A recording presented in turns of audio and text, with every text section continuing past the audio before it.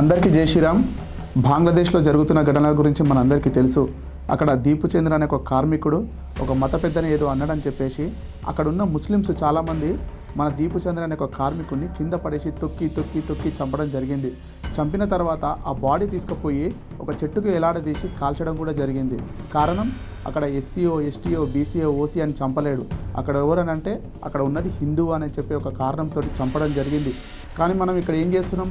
కులాల వారీగా, వర్గాల వారీగా, రాజకీయాల వారీగా విడిపోయి కొట్టుకొని చస్తున్నాం. మనం గుర్తుపెట్టుకోవాల్సింది ఒకటే, మన భారతదేశంలో మన సనాతన ధర్మంలో ఉన్న ప్రజలకి మన భారతదేశం తప్ప మరొక దేశం లేదు. మనకి ఇక్కడ ఏమైనా అయితే బయటి దేశంలో తలదాల్చుకోవడానికి కూడా మరొక దేశం లేదు. బయటి దేశం ముస్లిం వాళ్ళకి చాలా కంట్రీస్ ఉన్నాయి, వందల కంట్రీస్ ఉన్నాయి, వాళ్ళకి ఎక్కడైనా తలదాచుకుంటారు.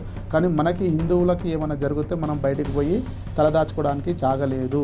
ఎందుకంటున్నంటే మన భారతదేశంలో ముస్లిమ్స్ చాలా స్వేచ్ఛగా బతుకుతున్నారు. అంటే ఎలా బతుకుతున్నారంటే గుళ్ళని కూలగొడుతున్నారు, బ్రాహ్మణులను చంపుతున్నారు, హిందూ ప్రజలను హింసిస్తున్నారు, మన దేవీ దేవతలను హింసిస్తున్నారు. అంటే కింద పడేసి తొక్కడం కూడా జరుగుతుంది. కారణం మనమే.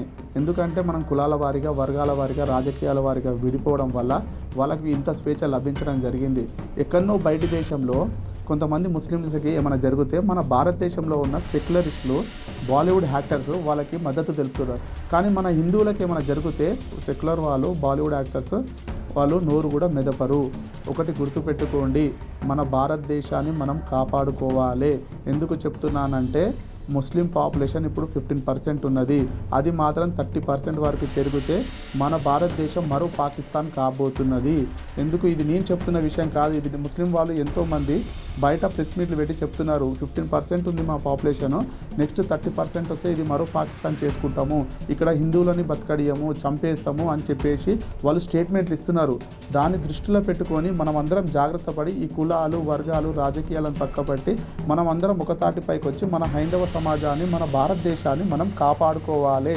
కాపాడుకోకపోతే మనం ఎంత నష్టపోతామో మనందరికీ తర్వాత తెలుస్తుంది. అందరం ఛత్రపతి శివాజీలాగా, శంభాజీలాగా, రాణా ప్రతాప్ లాగా, సుభాష్ చంద్రబోస్ లాగా, భగత్ సింగ్ లాగా మనం అందరం ఈ దేశం గురించి, ఈ ధర్మం గురించి పోరాడి ఈ దేశాన్ని, ఈ ధర్మాన్ని కాపాడుకోవాలి. ప్రతి ఒక్కరూ ఈ వీడియోని తప్పకుండా షేర్ చేయండి, అందరికీ చేరే వారికి షేర్ చేయండి. ఎందుకంటే మన హైందవ సమాజం మేల్కొనే వారికి షేర్ చేసి మన భారతదేశాన్ని, మన హైందవ ధర్మాన్ని కాపాడుకున్నాం. జై శ్రీరామ్.